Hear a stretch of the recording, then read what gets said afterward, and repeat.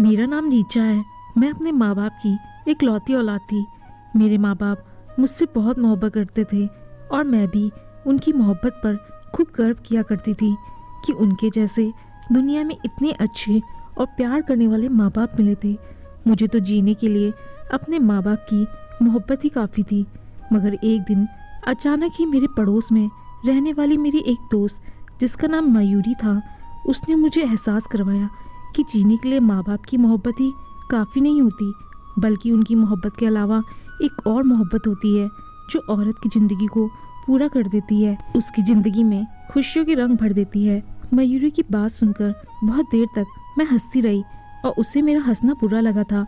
तब उसने मुझसे कहा, ये देखो, ये मोबाइल, ये चूड़ियाँ और भी ढेर सारा सामान, ये सब कुछ मुझे मेरे आशिक ने दिए हैं। मैं अपनी सहेली मयूरी की इतनी महंगी महंगी चीज़ें देखकर हैरान रह गई। मैं वो चीज़ें बड़े ही शौक से देखे जा रही थी। उसकी चीज़ें देखकर मुझे अब जलन महसूस हो रही थी। वो भला मामूली सी शक्ल सूरत की लड़की थी और उसके पास इतनी कीमती चीज़ें थीं।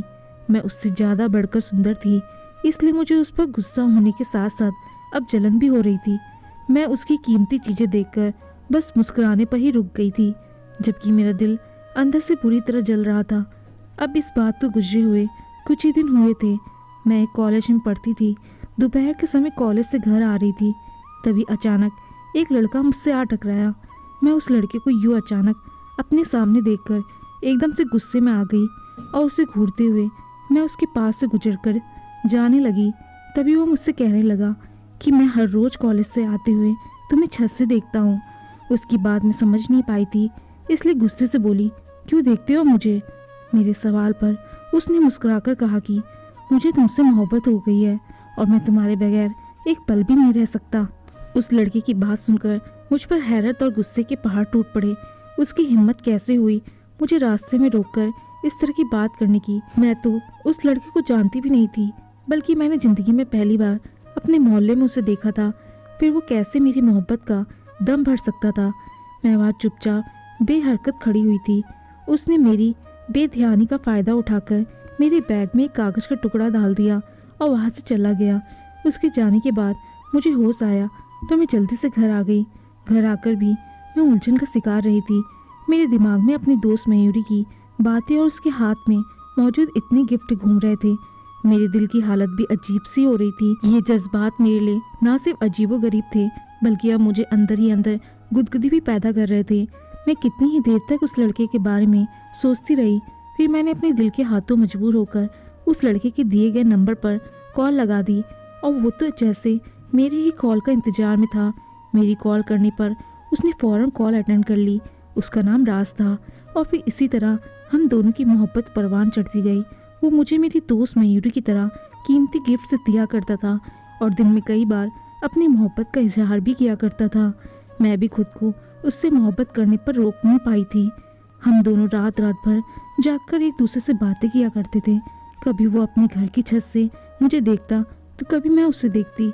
मेरा दिन ब दिन बढ़ती हुई लापरवाही और अपने आप में गुम देखकर मेरी माँ मुझे शक भरी निगाहों से देख रही थी और मैं ज़्यादा देर तक उनकी निगाह का सामना नहीं कर पाती थी। तभी मैं इधर उधर हो जाया करती थी। मैं अब उसकी मोहब्बत में अंधी हो चुकी थी, कुछ भी सोचने समझने के काबिल नहीं रही थी। वो मुझसे अब अकेले में मिलना चाहता था, लेकिन मेरे अंदर इतनी हिम्मत नहीं थी कि मैं उससे अकेले में मिल पाती। एक दिन उसने कहा कि मेरे माँ बाप घर पर नहीं है, तो मेरे घर आ जाओ। पहले तो मैं मना करती रही, लेकिन जैसे तैसे करके दिल को समझा लिया। मैंने मम्मी से बहाना कर दिया कि मैं मयूरी के पास जा रही हूँ। बहुत डरते डरते मैं उसके घर पहुँची थी तो उसके घर में कोई भी नहीं था। ये लोग काफ़ी पैसे वाले थे। घर की साज सज्जा से ही पता लग रहा था। वो मुझे अपने कमरे में ले गया। मेरा दिल जोरों से धड़क रहा था। अगर किसी को पता चल जाता तो क्या होता? अभी हम बैठे आपस में बातें ही करते, तभी राज मेरे करीब सरकने लगा और उसने मेरा हाथ पकड़ लिया। उसके इतने ज़्यादा करीब होने पर मेरा दिल उछलकर हलक में आ गया था। मैं उससे दूर होने लगी। मेरी ज़िंदगी का ये पहला मौका था जब कोई लड़का मेरे इतने करीब आया था। उसने खींचकर मुझे खुद के करीब कर लिया। मेरी हालत ख़राब होने लगी थी। मैंने कहा, राज, ये क्या कर रहे हो? उसकी आंखें मदहोश हुई जा रही थी। मदहोशी में ही वो कहने लगा, रीचा, इसमें गलत क्या है? मैं तुमसे प्यार करता हूँ। मैंने कहा, ये सब कुछ शादी से पहले ठीक नहीं है।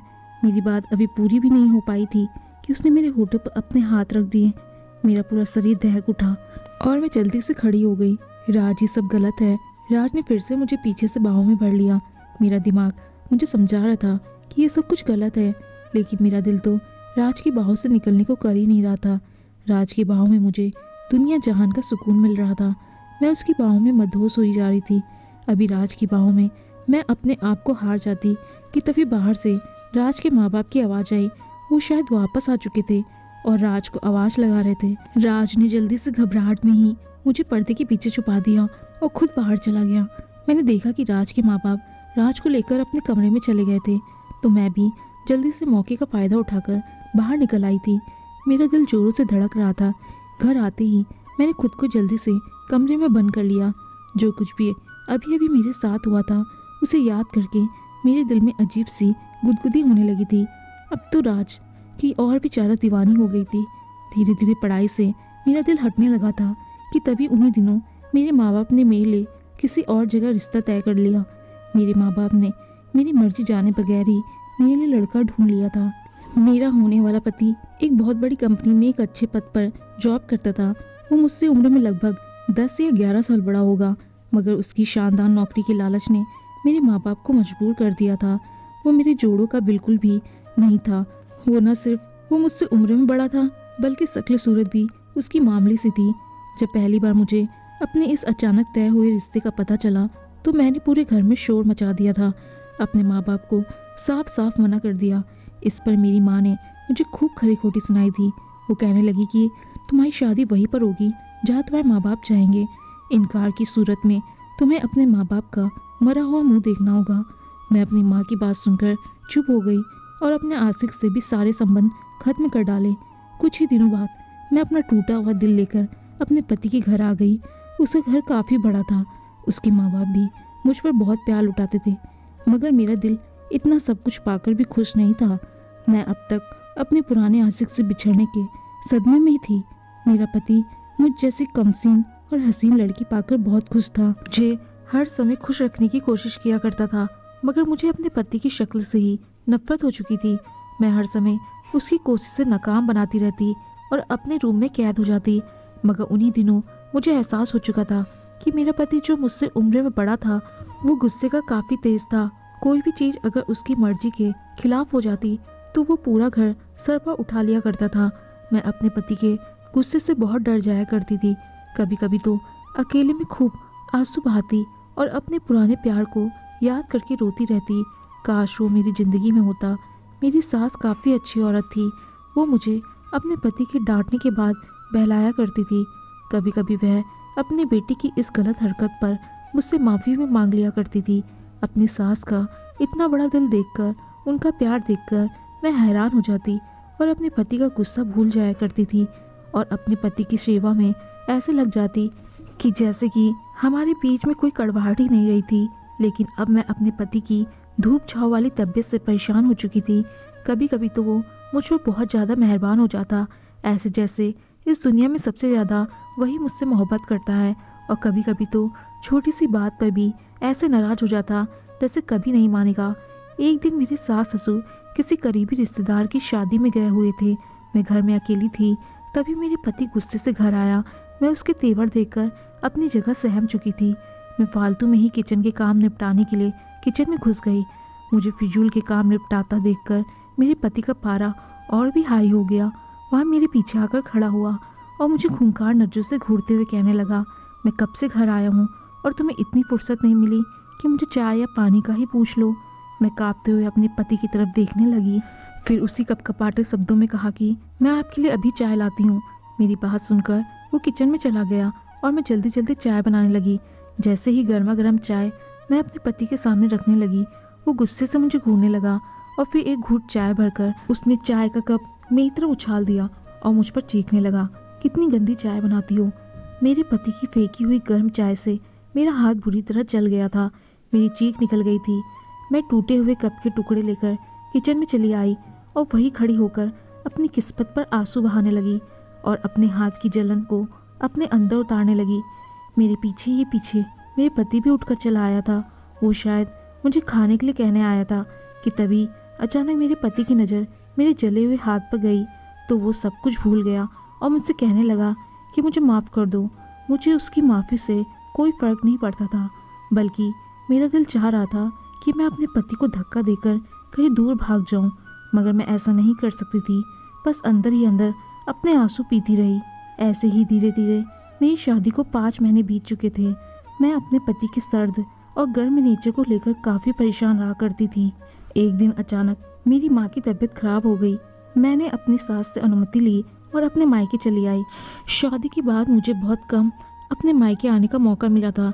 जब भी अपनी ससुराल से मायके आती तब मेरे पति भी मेरे साथ ही हुआ करते थे, मगर आज मैं अकेली ही आई थी और मेरे इरादे कुछ दिन अपनी माँ के साथ ठहरने के थे। मुझे घर में देखकर मेरी माँ खिल उठी थी। उनकी आधी बीमारी तो मुझे देखकर ही कम हो चुकी थी। मैं भी अपने घर को, अपने माँ बाप को देखकर बहुत खुश हुई थी, मगर जब रात के समय घर की छत पर चली आई तो अचानक ही मुझे अपना पुराना प्यार याद आने लगा। अपने पति के गुस्से को याद करके मुझे रोना आने लगा और मैं अपने पुराने बॉयफ्रेंड राज की मोहब्बत भरी बातें सोचने लगी। उसे सोचते हुए मुझे न जाने कितनी रात हो चुकी थी। तभी मैं सोने चली गई और फिर अक्सर ही ऐसा होने लगा था कि वह लड़का मुझे याद आने लगता और मैं कई कई घंटे उसके याद में गुजार दिया करती। एक रात मेरे साथ कुछ अजीब सा हादसा हुआ। मैं अपने घर की छत पर बैठी थी, तभी एक बड़ा सा पत्थर मेरी तरफ आया, जिसे देखकर मैं घबराकर इधर उधर देखने लगी कि तभी मुझे 2-3 घरों की छत के बाद उसकी छत नजर आई। शादी से पहले मेरा जिस लड़के से अफेयर था, ये वही लड़का राज मेरे सामने खड़ा था। मैं उसे पहचान गई थी। काफ़ी दिनों के बाद उसे अपने सामने देखकर मेरे चेहरे पर मुस्कुराहट आ गई थी। वो भी मुझे दूर से देख रहा था। उसकी निगाहों में मेरे लिए मोहब्बत थी। उस रात के बाद हम दोनों के बीच फिर से कांटेक्ट हो चुका था। वो मुझसे शिकायत करता रहता, क्यों तुमने मेरी मोहब्बत को भुला दिया, क्यों तुमने मोहब्बत के दावे मेरे साथ किए और शादी दूसरे इंसान के साथ कर ली। उसके सवाल पर मैंने उसे बताया कि मेरे माँ बाप को हमारे और तुम्हारे रिश्ते के बारे में शक हो गया था, इसलिए उन्होंने मेरे साथ ये सब कुछ जबरदस्ती किया। उसे मेरी बात का विश्वास आ गया था, तभी उसने मुझे कुछ और नहीं कहा था। हम दोनों कई कई घंटे एक दूसरे से बातें किया करते थे या फिर अपनी घर की छत से एक दूसरे को देख लिया करते थे। मैं जो अपनी शादी के बाद से बहुत चुप चुप होकर रह गई थी, अब मुझे दोबारा से खुश देखकर मेरी माँ भी बहुत खुश थी। और एक दिन मेरी माँ का व्यवहार मेरे साथ बहुत ही ख़राब हो गया। उन्होंने शायद मेरी चोरी पकड़ ली थी। मैं जो अपने आशिक से छुप छुप कर बातें किया करती थी, मेरी माँ को इस बारे में शक हो चुका था। तभी उन्होंने मुझसे एक दिन कहा कि तुम अपने ससुराल वापस चली जाओ, तुम्हारा पति तुम्हारा इंतज़ार करता होगा। मैं अपने पुराने आशिक से मिलने के बाद अपने पति को पूरी तरह भुला बैठी थी, मगर अपनी माँ की याद दिलाने पर मुझे अपने पति की याद आई, जिसे सोचकर ही मेरा हलक तक कड़वा हो गया था। मैं अपनी माँ की जोर जबरदस्ती करने पर बहुत बेदिली से अपने ससुराल चली आई, मगर मेरा दिल अभी तक अपने आशिक के लिए तड़पता रहता। मैं अपने ससुराल चली आई थी, मगर अब अक्सर मुझे उसके फ़ोन आने लगे थे। कभी कभी तो वो मुझे मेरे पति के सामने ही कॉल कर लिया करता था, जिस पर मेरा पति मुझे शक भरी निगाहों से देखता। मैं अपने पति से डरकर अपने आशिक से कहती कि तुम मुझे बेवक्त कॉल मत किया करो, मगर वो मेरे मना करने के बावजूद भी मुझे कॉल पर कॉल किया करता था। उस रात मेरा पति जल्दी घर आ चुका था। मैं भी सोने के लिए तैयारी कर रही थी, तभी मेरा मोबाइल बज उठा। मेरे पति ने मुझे घूरते हुए पूछा कि किसकी कॉल है। मैंने डरते डरते कहा कि मेरी माँ की कॉल थी। मेरे कहने के बावजूद भी उसकी आंखों में मेरे लिए शक था। मैंने एक दिन अपने पुराने आशिक से सख्त शब्दों में इनकार करते हुए कहा कि मुझे आगे से कॉल मत करना। मेरी सख्ती से इनकार करना शायद उसे पसंद नहीं आया था और फिर वह मुझे ब्लैकमेल करने लगा कि तुम अपने पति को छोड़कर मुझसे शादी कर लो। अगर तुमने मुझसे शादी नहीं की तो मैं तुम्हारे बारे में तुम्हारे पति को सब कुछ बता दूंगा। उसकी धमकी सुनकर मैं बहुत ज़्यादा डर गई थी, क्योंकि मेरे पति गुस्से का बहुत ही तेज़ था। अगर मेरी ये हरकतें मेरे पति तक पहुंच जाती तो वो शायद मेरी जान ही ले लेता। मेरे दिन रात डर के साए में गुजरने लगे कि आगे मेरी ज़िंदगी में क्या होगा। अगर मेरा सच में मेरे पति को पता चल गया तो वो मुझे घर से निकाल देगा या मेरी जान ले लेगा। मुझे मेरे आशिक की कॉल लगातार आती रहती थी और मुझे अपने पति से छुटकारा पाने के वो अलग अलग उपाय बताता। कभी कभी तो मेरा दिल चाहता कि मैं अपने आशिक के बताए हुए उपायों पर काम करूं और अपने पति से छुटकारा पा लूं, और फिर कभी कभी सोचती कि ये सब गलत है और इसके अंजाम को सोचकर मैं डर जाती और अपने आप को बुरे कामों से दूर रखती। एक दिन अचानक मेरा पुराना आशिक मेरी ससुराल आ पहुंचा। उसने पहले ही मुझे कॉल पर बता दिया था कि मैं तुम्हारे घर के बाहर तुम्हारा इंतजार कर रहा हूँ। अगर 5 मिनट के अंदर मेरे पास नहीं आई तो मैं खुद चलकर तुम्हारे घर आ जाऊंगा। मैं उसकी धमकी से डर गई थी, इसलिए मैं उससे मिलने चली गई। मुझे यूँ घबराया हुआ देखकर राज मुस्कुराने लगा। मैं उसके मुस्कुराने पर परेशान हो गई। तभी उसने मुझे एक दवा दी। उस दवा की बोतल को देखकर मैं परेशान हो गई। समझ नहीं आ रहा था कि इसमें क्या है और मैं उसको देखने लगी। तभी वो मुझसे बोला कि रोजाना थोड़ी सी दवा खाने में मिलाकर अपने पति को खिला देना, फिर वो पूरी रात सोता रहेगा और फिर हम दोनों आपस में खूब बातें कर सकते हैं। तुम्हारे पति को बिल्कुल भी शक नहीं होगा। मैं वो दवा लेकर घर आ गई और फिर उसकी बात मानते हुए उस दवा की थोड़ी सी मात्रा अपने पति के खाने में मिलाने लगी और हर रोज़ दवा मिला हुआ खाना अपने पति को खिलाने लगी। मगर मुझे नहीं पता था कि ये जहरीली दवा है जो धीरे धीरे मेरे पति को मौत के घाट उतारने का काम कर रही थी। मेरा पति अब दिन भर दिन कमज़ोर होता जा रहा था। उसकी आंखों के आसपास गड्ढे पड़ने लगे थे, जिस पर मेरी सास बहुत ही चिंता में पड़ चुकी थी। मैं भी अपने पति को देखा करती कि कहीं मेरी दवाई खिलाने की वजह से तो नहीं हो रहा। फिर 1 महीने बाद ही अचानक मेरे पति की मौत हो गई और मेरे घर में कोहराम मच गया। मेरे पति की मौत पर मुझे तो जैसे सांप सूंघ गया था। मुझे अब समझ आया था कि मैं जो अपने पति को दवाई दे रही थी वह दरअसल उसकी मौत का सामान था। मुझे अब खुद पर अफसोस होने लगा, मगर मुझे यह भी खुशी थी कि मेरे कंधों से बोझ खत्म हो चुका था। मेरे माँ बाप भी मुझे ये विधवा देखकर बहुत परेशान हो चुके थे। कुछ दिनों बाद मेरे माँ बाप मुझे अपने घर ले आए। मेरे पति को मरे 2 महीने गुजर चुके थे और फिर मेरे माँ बाप ने मेरी दूसरी शादी तय कर दी। मैंने इस बार अपने माँ बाप के फैसले पर कोई आपत्ति नहीं जताई थी, क्योंकि इस बार मेरे माँ बाप ने मेरा रिश्ता मेरे ही पुराने आशिक से तय किया था और उनके इस फैसले पर मेरी भी मर्जी शामिल थी। मेरी शादी को अभी कुछ ही दिन बाकी रह गए थे कि तभी अचानक मेरी तबीयत बिगड़ गई। मुझे कमजोरी महसूस होने लगी। मेरी रंगत मुरझाती जा रही थी और मेरा सर बुरी तरह चकराने लगा। मुझे बीमार देखकर मेरी माँ काफ़ी परेशान हो चुकी थी। तभी वहाँ मुझे जबरदस्ती अस्पताल ले गई। मैं हॉस्पिटल गई तो मेरी जान निकल गई, क्योंकि जो मुझे खबर मिली वहाँ मुझे हैरान कर देने वाली थी। मैं प्रेग्नेंट थी और मेरा चेकअप करने वाला डॉक्टर कोई और नहीं बल्कि मेरे पति का दोस्त था। मैं उसे अच्छी तरह जानती थी। वो मेरी शादी में भी आया था और 2 बार मेरे पति के साथ घर भी आया था।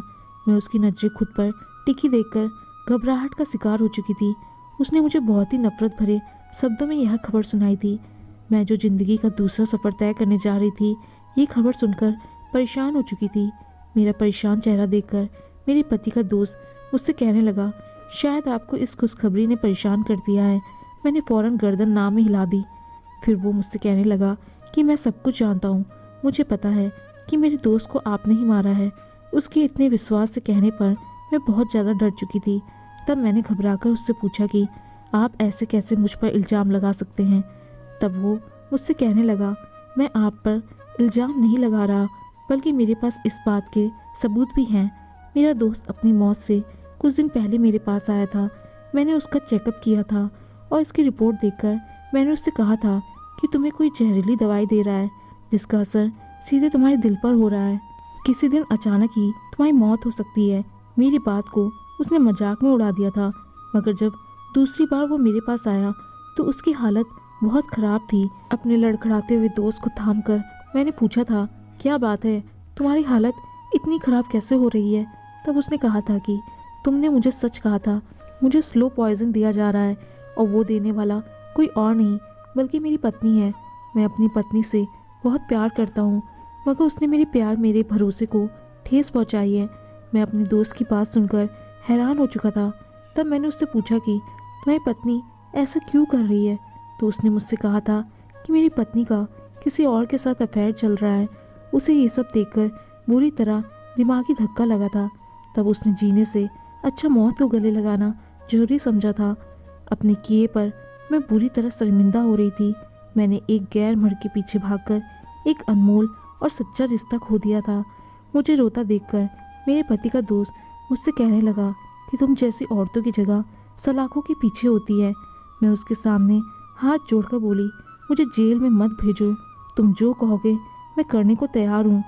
मेरी बात सुनकर वो मुझे ऊपर से नीचे तक देखने लगा और फिर उसने मेरे सामने एक शर्त रख दी कि तुम मुझसे शादी कर लो, नहीं तो मैं तुम्हें जेल भिजवाने में 1 सेकंड भी नहीं लगाऊंगा। मुझे उसकी शर्त आसान लगी, तब मैंने झट से हाँ कह दी। अपने माँ बाप को भी इस बात के लिए राजी कर लिया। फिर कुछ ही दिन बाद मैं उसकी पत्नी बनकर उसके घर चली आई थी। धीरे धीरे मुझ पर यह राज भी खुल गया था कि उस इंसान ने सिर्फ अपने दोस्त का बदला लेने के लिए मुझसे शादी की थी। वो मुझसे दिन रात जानवर की तरह काम करवाता और मैं दिन भर भूखी प्यासी रहकर उसके घर को संभालती थी। मुझसे कहीं गलती हो जाती तो वो मुझ पर जुर्म के पहाड़ तोड़ने में कोई कसर नहीं रखता था। मेरे पास अब कोई दूसरा चारा भी नहीं था। एक दिन मैं घर का काम निपटाकर हॉस्पिटल जाने के लिए घर से निकली थी। मेरी डिलीवरी के दिन करीब आ रहे थे कि तभी रास्ते में मेरा पुराना आशिक मुझसे आ टकराया। मुझे देखकर वो गुस्से के मारे मेरे ऊपर चीखने लगा। मैं जो अपनी ज़िंदगी उसके कहने पर नर्क बना चुकी थी। मैंने उसे नफरत से देखते हुए बहुत ही गुस्से से कहा कि तुम्हारा मेरे ऊपर इस तरह चीखने का कोई हक नहीं है। तब उसने मुझे गालियाँ देते हुए कहा कि तुम इस भूल में मत रहना कि मैंने कभी तुमसे मोहब्बत की थी। मैं ना पहले तुम्हारी मोहब्बत में मरा जा रहा था और ना ही अब मरा जा रहा हूँ। मैं तो तुम्हारे साथ टाइम पास करना चाहता था, तुम्हारे शरीर को हासिल करना चाहता था, मगर तुम मेरे काबू में नहीं आ रही थी। इसलिए मैंने अपना गुस्सा ठंडा करने के लिए तुम्हारा घर बर्बाद कर दिया। उस शैतान की यह बात सुनकर मुझे बहुत बड़ा धक्का लग चुका था। जैसे तैसे अपनी जान छुड़ाकर मैं वहाँ से आई। मेरे दूसरे पति ने अब अपनी पसंद की लड़की से शादी कर ली थी और वो उसके साथ बहुत खुश रहता है। उसने तो मुझे नौकरानी से भी बुरी हालत कर दी थी। वो कहता है कि जिस तरह तुमने मेरी जान से प्यारे दोस्त को तड़पा तड़पा कर मारा है, मैं भी उसी तरह तुम्हें तड़पा तड़पा कर अपने दोस्त का बदला लूँगा। ज़िंदगी में बस अब एक ही खुशी नज़र आती है कि जब मेरा बच्चा इस दुनिया में आ जाएगा तो उसके सहारे ज़िंदा रह लूँगी। लेकिन भगवान ने यहाँ पर भी मेरे हिस्से में दुख ही दिए। जब मेरी डिलीवरी का समय हुआ तो मैंने एक मरे हुए बच्चे को जन्म दिया। मैं उस समय बहुत ही बिलख बिलख कर रो रही थी। भगवान ने मेरा सब कुछ छीन लिया था और ये शायद मेरे ही पापों की सज़ा थी। मैंने अपने इतने प्यार करने वाले पति को खुद अपने हाथों से खो दिया था और मेरा बच्चा भगवान ने छीन लिया। मेरी ज़िंदगी में अब कोई आस, कोई उम्मीद, कोई खुशी नहीं बची थी। मैं जब भी अपनी ज़िंदगी के बारे में सोचती हूँ तो मुझे खुद से ही नफरत होने लगती है।